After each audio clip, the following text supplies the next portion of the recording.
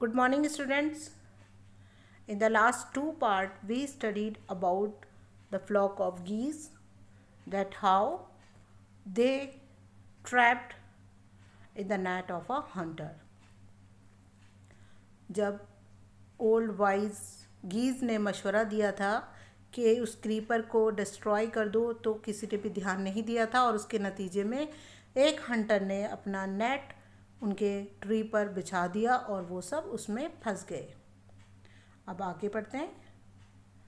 Help help cried the गीज।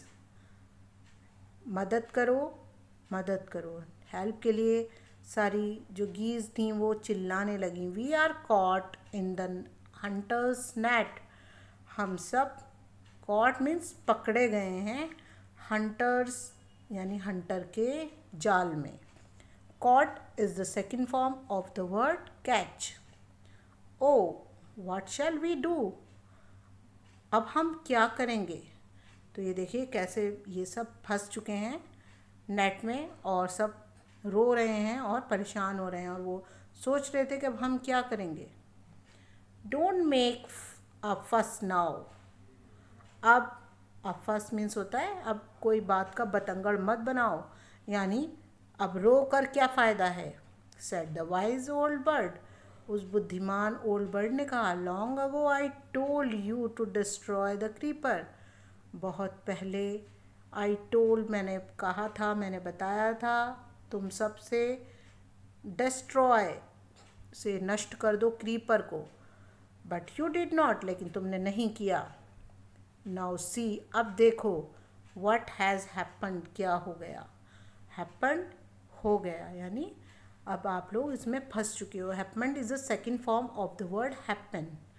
Tomorrow morning, कल की सुबह में, the Hunter will come back. वो हंटर शिकारी जो है वो वापस आएगा एंड किल अस ऑल, और हम सबको मार देगा।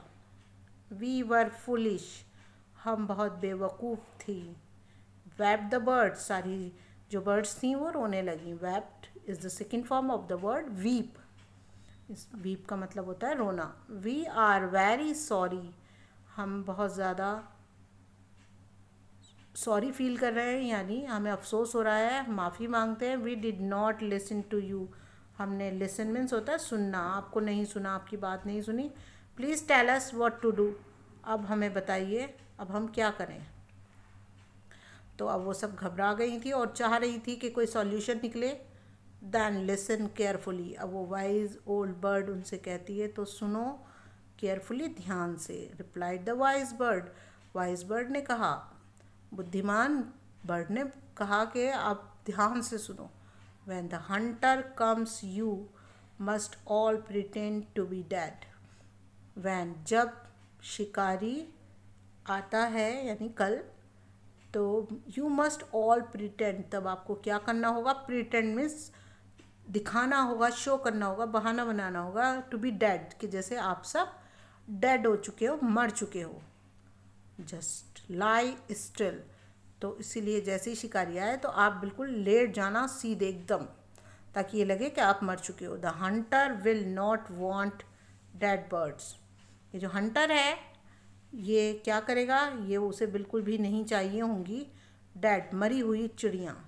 मरी हुई चिड़ियों को वो नहीं लेकर जाएगा साथ पे। He will throw us to the ground, और इसीलिए वो हम सबको फेंक देगा ज़मीन में। It will then be easy for him to climb down, तो और फिर क्योंकि उसके लिए आसान होगा नीचे उतरना। ऐसे collect the dead birds, dead birds को हो सकता है वो कलेक्ट कर ले, एंड टेक दैम होम, और फिर वो उन सबको उठाकर अपने घर ले जाएगा। तो कहने का मतलब ये था कि वो सब जो नेट में फंसे हुए थे, ऊपर बैठे हुए थे ट्री पर, तो वाइज गीज ने कहा कि हम ये बहाना करेंगे जैसे हम सब मर चुके हैं।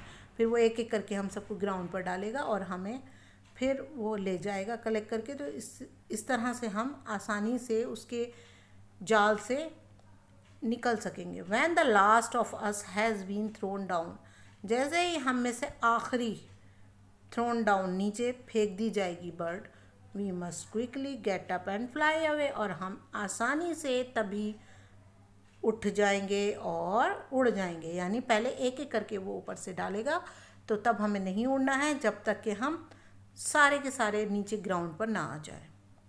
इन द मॉर्निंग, अगली सुबह, द हंटर केम, हंटर आया, टू द ट्री, पेड़ पर, एंड क्लाइम्ड अप, और ऊपर चढ़ गया। He looked at the geese in the net, और उसने देखा गीज को जाल में फंसे हुए, सारे गीज फंसे हुए थे। दे आर ऑल डेड, ये सारे मर चुके हैं। ही मटर्ड टू हिमसेल्फ, उसने अपने आप से बड़बड़ाया। हिमसेल्फ, अपने आप से बड़बड़ा कर कहा। He threw them out, threw means फेंक दिया, them out of the net one by one. अब उसने ऐसा ही किया जैसे वाइज गीज ने सोचा था, एक एक करके उसने नेट से उन्हें नीचे फेंकना शुरू किया। द बर्ड्स ले still until the last one had been thrown down. अब जितनी भी बर्ड्स थीं वो जो नीचे जाकर गिर रही थी, द बर्ड्स ले, वो लेट जाती थी नीचे, स्टिल, बिल्कुल बिना हिले डुले, until, जब तक के, the last one had been thrown down, जब तक के आखिरी वाली जो थी वो थ्रोन, फेंक दी गई, डाउन, नीचे, नीचे जब तक वो आखिरी बर्ड नहीं आ गई। दैन, तब, ऑल एट वंस, अचानक से, दे गॉट अप, वो सारी की सारी उठ गई। फ्लैप्ड, उन्होंने अपने पंख फैलाए, देयर विंग्स, अपने पंखों को फैलाया, एंड फ्लू अवे, और उड़ गई। The Hunter was taken by surprise, जो हंटर था, जो पेड़ के ऊपर चढ़ा हुआ था, उसने क्या किया, टेकन सरप्राइज, उसे बहुत हैरानी हुई कि ये क्या था।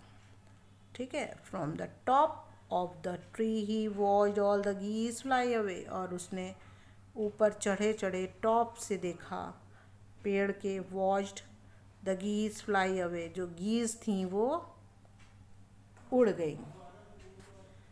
तो इस तरह अपनी चालाकी से वो जो गीज थी वो सब आज़ाद हो गई, और सब ने उस शिकारी से छुटकारा हासिल कर लिया। सो स्टूडेंट्स, इस चैप्टर से हमें पता चलता है कि जब भी कोई परेशानी आती है तो हमें घबराना नहीं चाहिए, बल्कि उसका सॉल्यूशन सोचना चाहिए, और अगर हम उस टाइम बहुत बुद्धिमानी से काम करें तो हम हर परेशानी से छुटकारा पा सकते हैं। So now with this we have completed the explanation of this chapter. I hope you have understood it well.